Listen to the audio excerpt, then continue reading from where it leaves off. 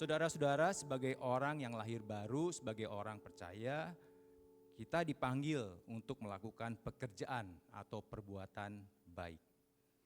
Oleh sebab itu penting kalau hari ini kita membahas apa itu pekerjaan baik. Dan terlebih penting lagi, bagaimana kita bisa tahu kalau pekerjaan itu adalah baik atau tidak.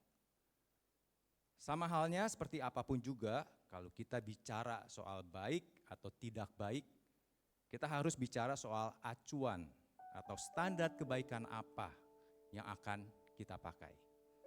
Sebagai orang Kristen, tentu dengan mudah kita mengatakan bahwa standar kebaikan kita adalah firman Tuhan atau apa yang Tuhan perintahkan untuk kita lakukan.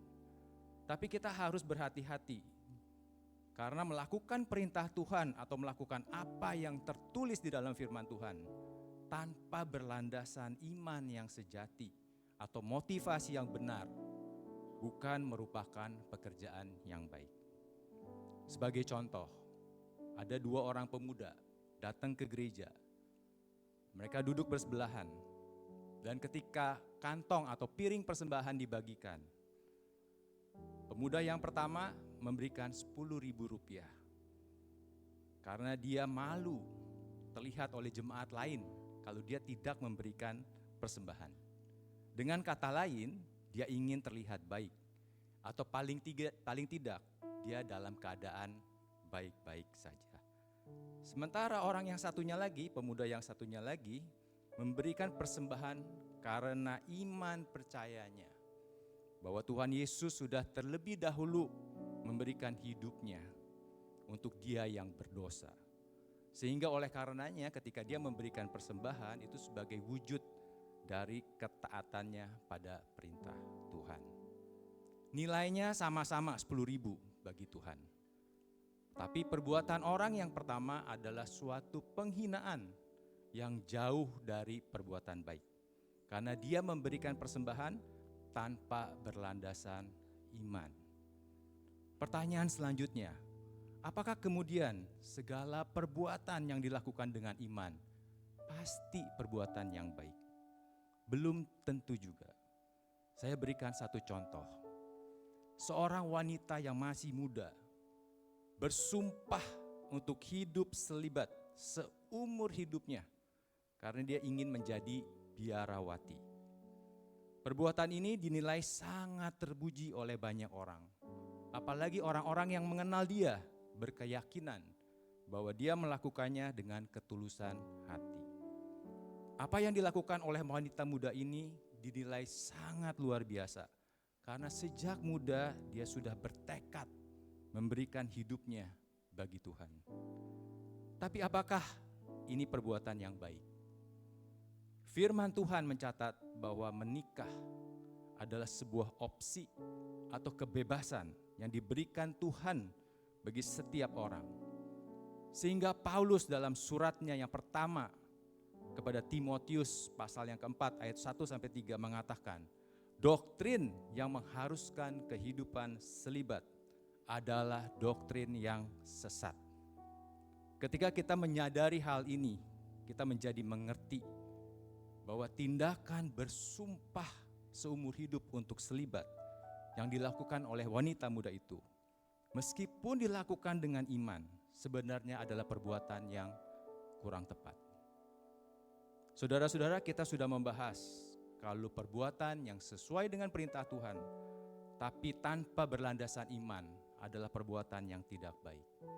Kita juga sudah membahas kalau perbuatan yang dilakukan dengan iman, tapi tidak sesuai dengan firman Tuhan, juga tidak baik.